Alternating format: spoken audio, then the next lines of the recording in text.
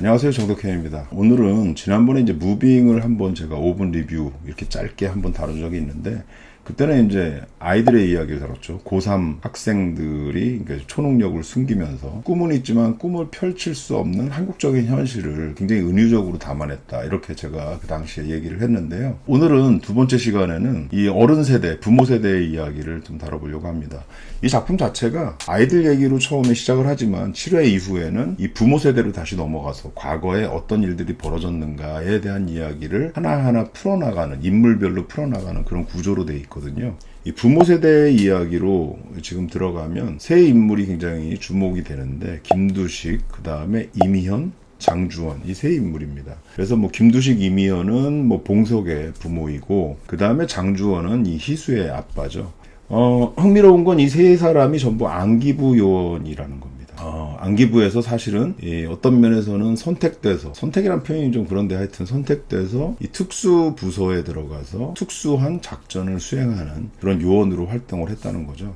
김두식은 블랙 요원이었고, 이 공중부양 능력을 갖고 있는 존재로, 그 다음에 이미연은 초감각을 갖고 있는 능력을 갖고 있어서, 그러니까 굉장히 멀리 있는 것도 보고 이 아주 들리지 않는 미세한 소리도 듣는 그런 능력을 가지고, 김두식의 뭔가 그 동태, 사상성을 검증하기 위해서 의도적으로 접근했다가 두 사람이 뭔가 눈이 맞는 이런 캐릭터라고 볼 수 있고요. 그 다음에 장주원은 원래 조직에서 활동을 했는데 결국 조직에 배신을 당하고 결국 안기부에 의해서 다시 그 요원으로 활동하게 되는 이런 과정을 거치게 되죠. 그래서 결국 다 안기부에서 활동하는 거예요. 이 안기부는 남북 상황이 화해 모드든 아니면 대결 모드든 이렇게 변화할 때마다 안기부의 위치나 위력이 달라지는 부분이 있었거든요. 근데 그런 부분들을 작품 안에 같이 잘 녹여냈다는 겁니다. 대표적으로 김두식이 처음 등장할 때 나오는 사건은 뭐냐 하면 우리가 잘 알고 있는 칼기 폭파 사건입니다. 그래서 그 칼기 폭파 사건에 폭파된다는 사실을 알고 김두식이 날아가서 그걸 막으려고 했는데 결국 못 막는 이 사건부터 시작을 해서 이야기가 펼쳐지거든요. 그 다음에 김두식과 관련된 또 사건이 뭐가 있냐면, 실제 벌어진 사건, 이 특수 인물을 갖고 북에 넘어갔는데 김일성이 사망한다라는 소식이 딱 들려오죠.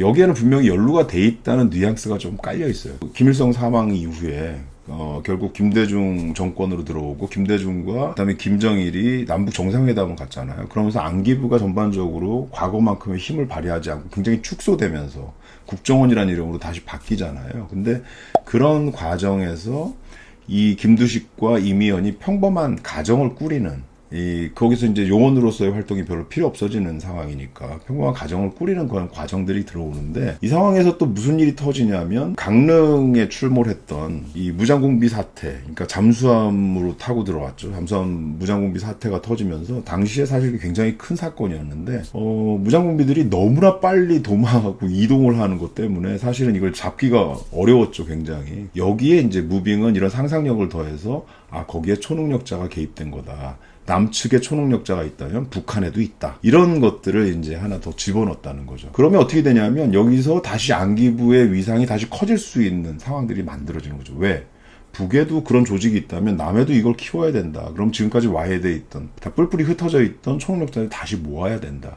이런 이제 서사 구조가 다시 만들어지는 거죠. 그 얘기는 뭐냐면 김두식과 이미현이 평범한 가정을 꾸리면서 살아가기 어려운 상황이 발생한다는 겁니다. 여기에 이제 장주원이라는 캐릭터의 이야기도 같이 들어가게 돼요. 왜? 장주원이 결국은 평범한 가정을 역시 꾸리고 사는데, 안기부 요원으로서 활동했던 그런 일들에 대한 향수라면 향수랄까, 아니면 그런 현장에 대한 그리움 같은 것들을 계속 갖게 되는 거죠. 결국 같이 파트너였던 김두식은 지금 가정을 꾸려서 나가버렸으니까, 숨어버렸으니까. 그래서 결국 장주원은 뭘 하냐면 이 무장공비 사태가 터졌을 때 그 현장에 본인이 투입이 되는 거죠. 그래서 거기서 북한 측에서 내려온 초능력자와 맞대응하는 그런 아주 기발한 어떤 장면들이 연출이 되는 겁니다. 그래서 이 세 사람은 다 안기부 요원이라는 기본적인 특징을 가지고 그 요원 안에서 뭔가 각각의 초능력을 갖고 있지만 그것을 발휘해서 뭔가 작전에 투입되는 이런 상황들을 그려내고 있어요. 북한에서도 이제 비슷한 조직들이 만들어지고 거기에 이제 초능력자들이 나와서 이게 부딪히는 이야기를 풀어나간다는 거죠. 그래서 이게 슈퍼히어로물이고 초능력자들이 등장을 하지만 남북 간의 대결 구도, 힘의 대결 구도를 좀 극대화해서 뭔가 판타지로 풀어낸 부분들이 이 안에 들어가 있다는 겁니다. 초반에 나왔던 프랭크라는 이름의 미국에서 들어와서 과거에 블랙 요원으로도 활동을 했던 많은 초능력자들을 하나하나 제거해 나가는 그런 인물이 등장하잖아요. 유승범 씨가 연기를 했던. 근데 그 인물이 들어오는 것도 결국은 이 남북 간의 문제에 미국이 어떻게 개입하는가에 대한 이야기를 같이 다루고 있다는 겁니다. 그래서 이런 거대 서사가 바깥쪽에 있는 어떤 서사는 굉장히 냉엄하고 현실적으로 막 냉혹한 어떤 세계입니다. 그래서 안기부는 기본적으로 이들을 인간으로 취급하지 않고 일종의 괴물로 취급하면서 이용 가치가 있을 때 이용해 먹는 어떤 상황들, 그리고 심지어는 죽을 위기에 처했지만 뭐 없어져도 우리의 이용 가치가 없다면 필요 없는 존재로 치부하면서 그냥 내버려두죠. 이게 사실 어떻게 보면 한국적인 현실 안에서 엘리트들이 어떻게 활용되는가에 대한 이야기로도 해석이 될 수가 있을 것 같아요. 이 한국에서는 대부분 다 뭐 검사가 되거나 무슨 뭐 판검사가 되고 이 변호사가 되고 이렇게 뭔가 사회에 힘을 갖고 있는 어떤 존재들이 그 위치에서 해야 될, 서민들을 위해서 해야 될 많은 선택들이 필요한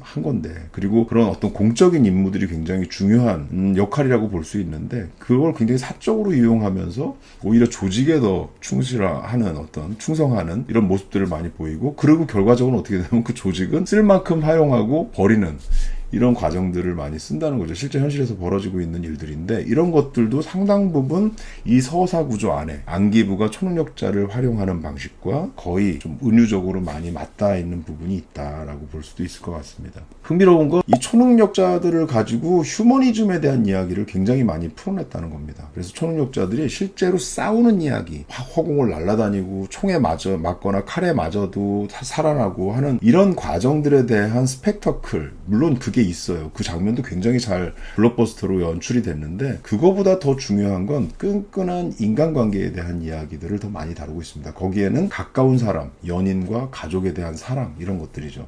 이걸 왜 이렇게 강조하냐면 결국은 이렇게 능력을 갖고 있는 사람이 그 능력, 힘이 중요한 게 아니라 그 힘을 어떤 방향으로 쓰느냐, 그 힘의 방향성이 중요하다는 이야기를 이 무빙이라는 작품이 다루고 있기 때문이에요. 그래서 여기 초능력자들은 힘을 갖고 있지만 그 힘을 가족을 지키기 위해서 쓰려고 애를 쓰는 거죠. 하지만 저 거대 조직, 안기부라든지 아니면 뭐 미국에서 어떤 그 첩보 기관이라든지 이런 데서는 그 힘들에 대한 두려움도 갖고 있고, 그 힘들을 자기들을 위해서, 자국을 위해서, 아니면 자기 조직을 위해서, 혹은 자기 권력을 위해서 활용하려고 한다는 거죠.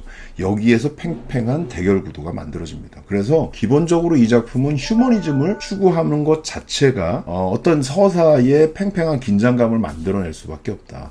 주변을 둘러싸고 있는 비정한 현실들, 조직 권력이 갖고 있는 그런 힘들과 마주하는 뭔가 맞서는 어떤 휴머니즘, 인간에 대한 이야기, 이런 부분들이 굉장히 이 작품이 갖고 있는 팽팽한 대결 구도의 힘이라고 볼 수 있습니다. 슈퍼히어로가 갖고 있는 인간적인 선택, 초능력자의 어떤 휴머니즘 선택, 어떤 면에서는 어울리지 않잖아요. 초능력자라는 건 인간인가? 혹은 이거 괴물이 아닌가? 인간과는 다른 존재다라고 우리가 타자로 이렇게 구정할 수 있는 부분이 있거든요. 초능력자가 인간을 선택하는 이유의 아주 핵심적인 부분은 결국 휴머니즘적인 누군가와의 관계, 이 부분이라는 거거든요. 사실 이런 서사가 새로운 건 아닙니다. 우리가 좀 잘 알고 있는 슈퍼맨, 알죠? 슈퍼맨을 다시 이제 재해석한 작품으로 그 맨 오브 스틸이라는 명작이 있는데, 그 맨 오브 스틸은 그 스틸이라는 강철이라는 이야기, 거기 그 제목에 들어가 있는 것처럼 슈퍼맨이라는 다른 중력을 가진 존재의 이야기를 풀어낸 작품이에요. 그 다른 중력을 갖고 있다는 거는 인간하고는 다른 존재라는 거죠. 근데 이 다른 중력을 갖고 있는 존재가 어떻게 지구에 떨어지고 거기서 인간처럼 인간의 어떤 감정이나 이런 것들을 이해하게 되느냐 하면, 얘를 키운 부모들에 의해서 이게 이런 능력들, 그러니까 소통, 인간을 이해할 수 있는 부분들이 생기는 거거든요. 그 부모는 이 아이가 그냥 평범한 아기인 줄 알고 키웠는데 어느 날 허공에 붕붕 뜨고 보통 능력을 갖고 있는 친구가 아니라는 걸 알게 돼서 어떤 선택을 하냐면 그 능력을 숨기고 인간으로 살아가라고 이렇게 얘기를 하죠. 조용하게 살라는 얘기죠. 근데 결국 어떻게 돼요? 이 부모가 위기에 처하면서 초능력을 갖고 있는 슈퍼맨이 결국은 능력을 발휘하기 시작하는 거죠. 그래서 맨 오브 스틸에는 굉장히 정체성 고민에 대한 이야기들이 상당히 많이 들어가 있는데 그 정체성 고민을 슈퍼맨의 여자친구가 상당 부분 많이 해결을 해줍니다. 그 어떤 식으로 해결해 주냐면 슈퍼맨이라는 이름 자체를 이 친구한테 주는 거죠. 그래서 슈퍼맨의 의미는 뭐냐면 이런 거예요. 너는 능력은 슈퍼지만, 그러니까 굉장히 강력한 힘을 갖고 있지만 너는 사람이다. 맨. 결국 사람이다라는 걸 뒤에 방점을 딱 쥐어주는 거죠. 그래서 힘의 어떤 부분들, 우리가 갖고 있는 상상을 초월하는 어떤 능력을 갖고 있는 부분보다 더 중요한 건 능력의 방향성이라는 거. 그것이 인간을 향해야 한다는 거. 이런 것들을 그 작품 안에서 다룬 거거든요. 그래서 결국 이 초능력자는 맨 오브 스틸, 다른 중력을 갖고 있는 인물이었는데 결국에는 인간의 중력을 확보하면서 땅에 발을 딛고 살아가는 존재로 그려지게 되는 거죠. 마찬가지로 무빙에서도 휴머니즘이 강조되는 부분들은 이런 이야기들 때문입니다. 괴물이 아니라 인간으로 바라봐준 주변 인물들에 의해서 이들은 뭔가 선택을 하게 되는 거죠. 그들을 위해서, 그들을 보호하기 위해서 뭔가 선택을 하고 그들을 지키기 위해서 뭔가 선택을 하는 그 과정을 통해서 이 초능력자들이 갖고 있는 능력들이 발현이 된다는 거죠. 그래서 이 작품은 초능력자들이지만 초능력자의 피, 땀, 눈물에 대한 이야기를 더 많이 다루고 있다라고 볼 수 있을 것 같아요. 그래서 초능력자지만 인간적인 어떤 고통들, 피도 있고 땀도 있고 눈물도 있는 그 고통들을 끊임없이 다 들여다보고 있기 때문에 작품이 굉장히 허공으로 붕붕 뜨는 이야기가 아니라 땅에, 그러니까 지상에 발을 딛는 이야기로 좀 안착이 될 수 있었다라고 보입니다. 사실 이런 슈퍼히어로물이요, 좀 허황된 이야기로 날아갈 가능성이 굉장히 높아요. 그래서 서구의 슈퍼히어로물들은 지금 대부분 다 막 우주로까지 날아가잖아요. 근데 실질적으로 땅에 발을 딛는 이야기로 갈 수 있었던 건 결국 휴머니즘에 대한 선택, 이런 부분들을 어른 세대를 구성하는 초능력자들이 무빙에서 보여주고 있다, 이렇게 보입니다. 이제 뭐 중반을 지나서 이제 후반을 향해서 달려가고 있는데요. 향후에 이 고3 학생들이었던 2세들과 그 다음에 이 부모 세대가 같이 공조해서 어떻게 이 비정한 세상과 맞서서 싸워나가는가 하는 이야기, 이거를 우리가 좀 흥미진진하게 바라볼 필요가 있지 않을까 하는 생각이 듭니다. 오늘 마치겠습니다. 감사합니다.